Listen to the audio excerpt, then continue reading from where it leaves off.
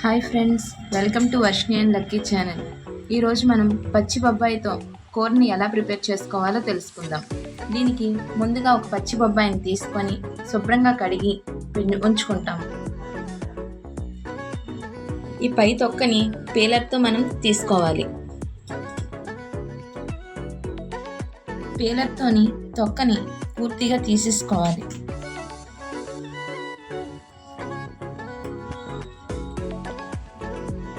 వీటిలో ఉన్న బొబ్బాయి గింజల్ని మనం తీసుకోవాలి. దీనిగా నీట్గా మొత్తం ఏది లేకుండా పూర్తిగా మనం తీసేసుకోవాలి.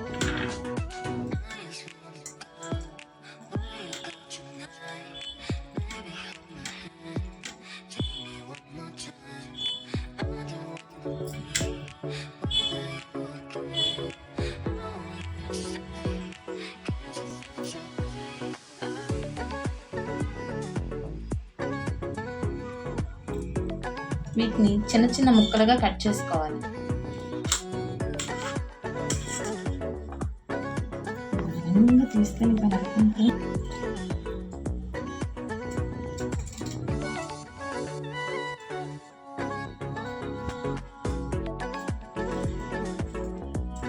వీటిని చిన్న చిన్న ముక్కలుగా మనం కట్ చేసుకొని పెట్టుకోవాలి. చిన్న చిన్న ముక్కలుగా మనం బొబ్బాస్కాయని కట్ చేసుకొని పెట్టుకోవాలి. ఈ కర్రీకి మనకి కావలసిన పదార్థాలు: పోపులు, పల్లీలు, శనగపప్పు, వెల్లుల్లి,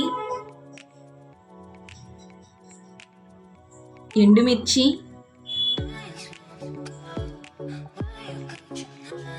కరివేపాకు.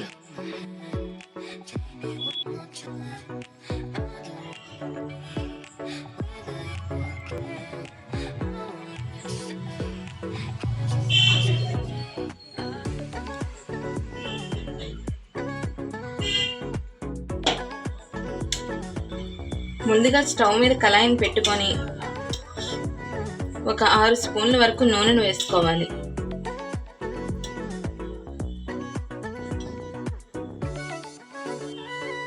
నూనె కాస్త మరిగిన తర్వాత వెల్లుల్లిపై,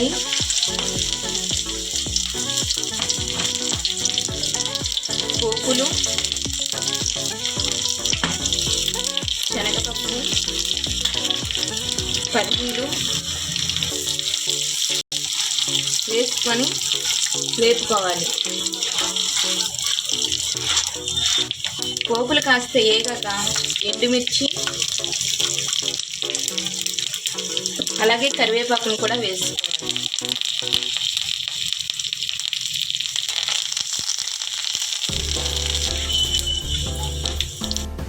ముక్కలను వేసుకోవాలి.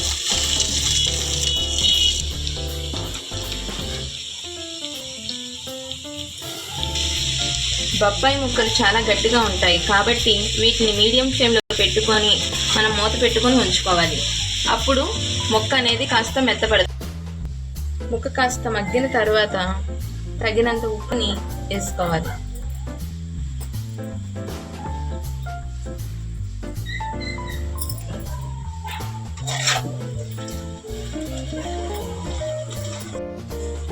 ఇందులో కొంచెం నీళ్ళు వేసుకుంటే మనకి ముక్క అనేది బాగా మెత్తగా ఉడికిపోతుంది.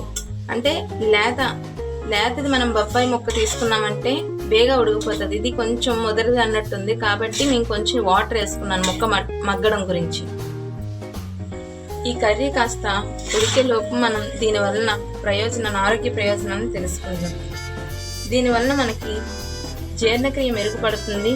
అలాగే బరువు కూడా తగ్గుతాం. చర్మం కూడా కాంతివంతంగా ఉండేలా చేస్తుంది. రోగ నిరోధక శక్తి కూడా మనకి పెరుగుతుంది.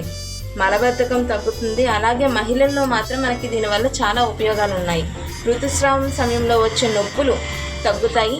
అలాగే ప్రెగ్నెన్సీ తర్వాత మనకి పాలు పెరగడంలో ఇది బాగా ఉపయోగపడుతుంది. అందుకే ఎక్కువగా డెలివరీ తర్వాత దీన్ని ఎక్కువగా పెట్టడం వల్ల బాలింతలకు పాలు ఎక్కువగా పడతాయి. దీనివల్ల మనకి గుండె ఆరోగ్యం కూడా బాగుంటుంది. మనం పచ్చి బొబ్బాయిని నార్మల్గా కాకుండా ఇలా కూరలుగా చేసుకొని తింటే మన ఆరోగ్యానికి ఇంకా మంచిది. గర్భిణీ స్త్రీలు మాత్రం దీనికి పచ్చి బొబ్బాయిని తినకూడదు. ఒకవేళ తిన్నా సరే డాక్టర్ అడ్వైస్ తీసుకొని తినండి. మొక్క బాగా మగ్గిన తర్వాత ఇందులో నేను పసుపు వేసుకుంటున్నాను. ఎందుకంటే ఎండుమిర్చి మేము ఎక్కువగా వేసుకోవడం వల్ల మాకు కారం అనేది సరిపోతుంది. ఒకవేళ కారం ఇంకా ఎక్కువగా తినే వాళ్ళైతే కాస్త కారం వేసుకోండి.